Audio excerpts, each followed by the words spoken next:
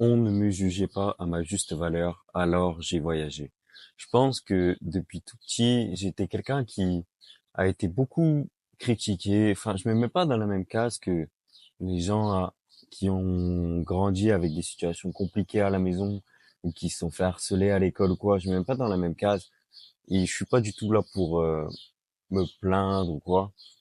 Mais ouais, je pense que depuis petit, j'ai en tout cas très peu été encouragé, très peu été félicité et pas mal critiqué parce que par exemple, j'étais quelqu'un qui mangeait pas beaucoup, qui mangeait que des pâtes, du riz, des patates, je mangeais pas de légumes, rien, donc il y a beaucoup de repas, machin, j'ai été critiqué parce que je mangeais rien et aussi j'étais assez maigre, donc beaucoup critiqué par rapport à mon poids, à mon physique. Je pense que surtout je suis quelqu'un à qui on a presque jamais dit je suis fier de toi. La seule fois que je me rappelle de quelqu'un m'a dit ça, c'était ma coach du rugby pendant des sélections Loire-Haute-Loire que j'ai fait il y a quelques années.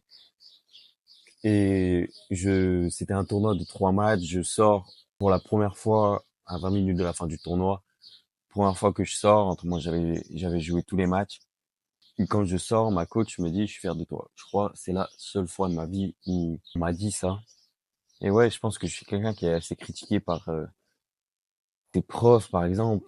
Avant le lycée, ça allait. Au collège, en primaire, j'étais assez bon élève, donc là, ça allait. Mais par exemple, là, ces dernières années au lycée, il y a aucun prof qui m'a félicité. Franchement, à part peut-être un prof de sport, quoi. Mais c'est tout.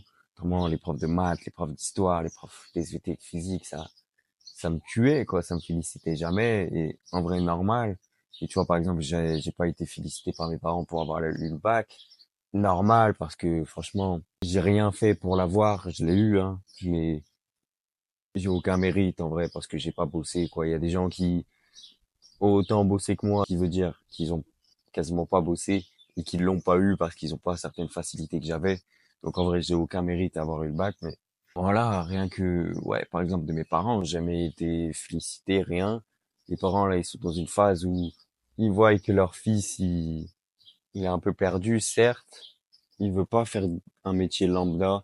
Il veut pas faire des études. Il est un peu dans son monde et il croit qu'il va réussir de sa façon. Mais mes parents, voilà, ils savent que c'est compliqué. Enfin, même pas, ils savent que c'est compliqué. Ils se disent que c'est impossible. En fait, ils comprennent pas comment je peux réussir tout seul, sans faire d'études, rien. Mais en même temps, ils voient que quand je suis en voyage, je suis vraiment épanoui, je suis vraiment heureux. Donc, il y a cette balance-là de, putain, notre fils, il fait de la merde, il croit il va devenir quelqu'un alors que c'est personne, tu vois. Et de l'autre côté, il y a ouais, mais bon, en vrai, il voyage et tout, il fait des trucs cool pour son âge et il est heureux en faisant ça, donc tant mieux. Il y a cette balance, mais voilà, mes parents, ils sont pas très fiers de moi, honnêtement. Donc du coup, ouais, toutes ces critiques-là, tout, ça a fait que l'année dernière, du coup, après avoir passé mon bac, j'ai fait une année de césure. Parce que d'une, voilà, je savais pas quoi faire, il y avait aucune étude qui m'intéressait, aucun métier, rien. Et surtout parce que je me suis dit, en vrai, fuck, j'ai coupé les ponts avec tout le monde. Enfin, pas couper les ponts, genre, je vais plus parler à personne, mais plus voir personne, en vrai, de mes amis, rien. Et je vais m'enfermer chez moi, je vais bosser, je vais voyager.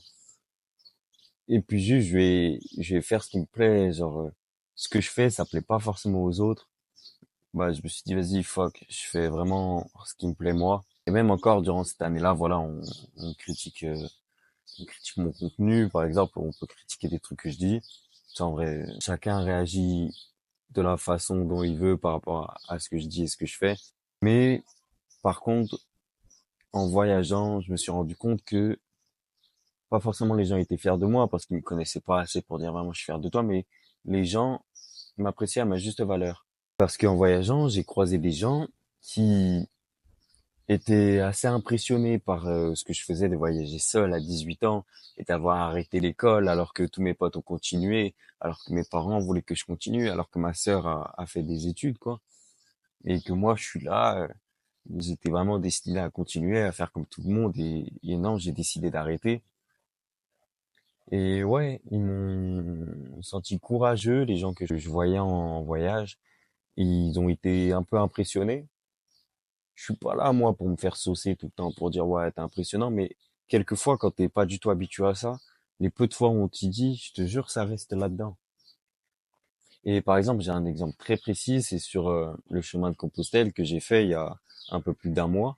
Et ben, il y a une dame à qui j'ai ramassé la veste. Genre, c'est une dame, elle était quelques centaines de mètres devant moi, mais je la voyais pas. Et sur le chemin, j'ai vu une veste, elle est toute neuve et tout. Je me suis dit, attends, je la prends au cas où, si je croise quelqu'un et que c'est à cette personne. Et bingo, j'ai rattrapé la personne à qui c'était la veste. Du coup, la dame trop contente, machin, mais quand je le rends, on parle pas trop. Et quelques jours après, on se retrouve dans la même auberge et donc, du coup on se retrouve, elle me dit ah merci pour la veste machin. C'était une américaine et elle était prof. Avant, elle était prof de maths et cette personne-là, du coup, elle m'a dit ah c'était très gentil pour la veste machin et après elle m'a dit ouais t'es assez jeune, t'as quel âge, qu'est-ce que tu fais machin et elle s'est intéressée à moi et en fait elle a vraiment trouvé ça impressionnant ouais qu'à 18 ans j'ai décidé d'arrêter, j'ai décidé de voyager, de faire un chemin de Compostelle, ce qui est plutôt fait pour les personnes âgées. J'ai fait un truc comme ça et de vraiment décider de faire ce qui me plaît réellement. Elle était vraiment impressionnée. Elle aimait vraiment cette mentalité. Elle a dit mais moi mes enfants, j'aimerais qu'ils fassent pareil. Ils ont à peu près ton âge. J'aurais kiffé qu'ils fassent pareil, tu vois. Et par exemple, cette personne-là où elle était vraiment super gentille avec moi, c'est que avec d'autres personnes des auberges, je me rappelle un matin, moi je m'étais levé à 8 heures, alors que tout le monde s'était levé à 7 heures et ils ont tous pris le déjeuner ensemble, enfin le petit déjeuner. Et tout le monde à table a dit ah ouais, le petit français il s'est même pas levé machin. Et en fait la dame, elle a dit eh mais il faut comprendre, il est jeune, il a 18 ans, il voyage tout seul et tout. Ils ont fait ah ouais, il a 18 ans. En fait, c'est pas que on dirait que j'ai 25 ans ou quoi, c'est vraiment qu'ils se disaient ouais sur le Camino c'est rare, voire jamais arrivé qu'il y ait quelqu'un de 18 ans, enfin si c'est déjà arrivé, mais eux en tout cas sur leur expérience du Camino, les quelques semaines qu'ils ont fait, ils ont pas vu de jeunes comme moi et donc du coup ils s'attendaient à ce que j'ai un peu plus de 20 ans. Et ouais, la dame elle m'a carrément saucé dans le sens où ouais mais vous vous rendez compte, il a 18 ans, il a arrêté l'école, il est parti tout seul, machin. Et d'un coup après toutes les autres personnes, elles m'ont regardé différemment et elles aussi elles m'ont apprécié à ma juste valeur. Mais j'ai l'impression que c'est que dans le voyage que je ressens ça, de vraiment plus me sentir à ma place en vrai, me sentir entouré de personnes qui me comprennent ou en tout cas qui sont assez ouvertes d'esprit pour me comprendre. C'est pas forcément des personnes qui me poussent à fond dans ce que je fais et qui me disent ouais mais en vrai t'as fait les bons choix machin, mais c'est des personnes qui ouais ont une ouverture d'esprit, qui se disent ok en vrai toi t'as fait ce choix-là, c'est pas forcément le choix qui est préconisé et tout, mais vas-y si tu te plais là-dedans enchaîne tu vois. Et le truc c'est quand je suis en France, bah, pas du tout. Quand je suis en France, les gars, c'est chaud. C'est chaud, je suis beaucoup critiqué. Et quand je suis en France, je me remets beaucoup en question sur est-ce que c'est fait pour moi, est-ce que je fais les bons choix, est-ce qu'en vrai, je devrais pas arrêter. Alors que quand je suis en voyage, pour moi, tout est clair, quoi. C'est ça que je veux faire, c'est vraiment voyager et partager mes expériences en créant du contenu, en faisant des vidéos. Et voilà, moi, ce que j'aimerais vraiment trouver, c'est cette balance entre du voyage. Je vous fais des vlogs, des expériences, je rencontre des locaux, des trucs comme ça. Et dans un second temps, le podcast où c'est, voilà, moi qui parle ou des discussions avec d'autres personnes et du format plus long. C'est vraiment cette balance que je veux trouver. Et quand je suis en voyage, je me dis, mais c'est vraiment ça que je veux faire de ma vie, je le sais. Et je sais que je dois réussir là-dedans et que je vais réussir. Alors que quand je suis en France, je suis en pleine remise en question, j'ai beaucoup plus de mal à bosser parce que je suis trop dans une zone de confort quand je suis chez moi. Et puis, ouais, je suis là à me dire, mais non, mais en fait, est-ce que je suis pas en train de me voiler la face parce que je vois que des gens qui me disent, ah, gras, c'est chaud ce que tu fais, franchement, c'est courageux, mais ça va être chaud pour que ça marche. Et donc, du coup, ouais, je me fais un peu démotiver. Mais tu vois, c'est des personnes qui ont peut-être un point de vue plus réaliste que le mien. Donc normal, mais donc, du coup, voilà, je me fais démotiver alors que en voyage, ça va en voyage, je prends confiance en moi et je me dis que c'est vraiment fait pour moi. Donc voilà, c'est pour ça que j'adore voyager parce que là-bas, je suis jugé à ma juste valeur.